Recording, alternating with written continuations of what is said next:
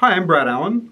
I'm a professional musician who has also spent over 10 years teaching private guitar lessons, and now I'm passing along all that knowledge to you. Today I'm going to show you how to use a looping or looper pedal.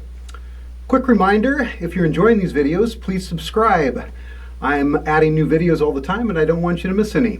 I've been performing with a looping pedal for almost 10 years, and I use a Boss 20 XL. It's an ancient pedal, but still works perfectly. I'm not going to go over other pedals today, but all of them should have several basic functions. They should have stop, erase, record, play, and overdub. Consult your pedal manual for these functions and how they work on your particular pedal. Your pedal may have additional features as well. Mine does, but these are the only features I've ever used. Since you're brand new to this, I recommend starting with just one chord. Let's try E minor, and we're going to play just some slow quarter notes. 1, 2, 3, 4. Now, in order to create a consistent loop, you need to start and stop the loop on the same count. For our quarter note rhythm, we're going to create a one measure or one bar loop. We'll start and stop the loop on the last eighth note of the measure. And 2, and 3, and 4, and 1,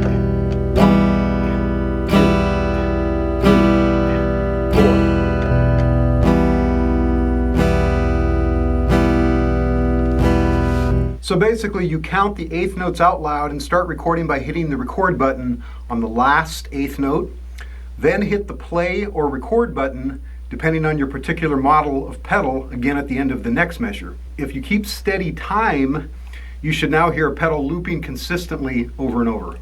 If it's not steady, erase it and try again. Keep practicing this until you can do it correctly every time. You can create a longer loop by adding more measures and chords. Try 2 measures, then maybe try 4 measures. My pedal came with a built-in metronome. I have to tell you though, I've never found it to be a benefit, even though I've spent most of my entire life practicing with a metronome. I have found that the most effective thing is to really focus on the subdivision, the eighth notes. Count them out loud in the beginning, and eventually you can count them in your head. Counting eighth notes works well for rhythms based on quarter notes and eighth notes.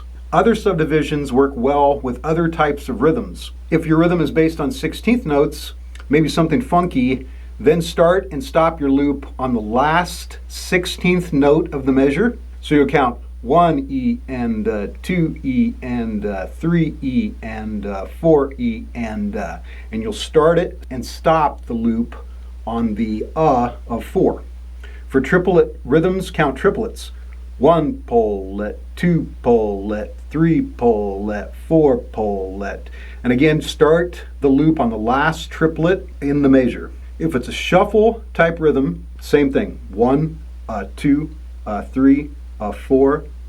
Start and stop the loop on the 4. The most difficult and important thing is creating this initial loop. When you start overdubbing or adding more parts on top of this initial loop, those parts will automatically start and stop with the loop you've already created. That makes it, much easier. In the next video, I'll show you some specific ways that I use my looping pedal and give you some important performance tips. We'll see you next time.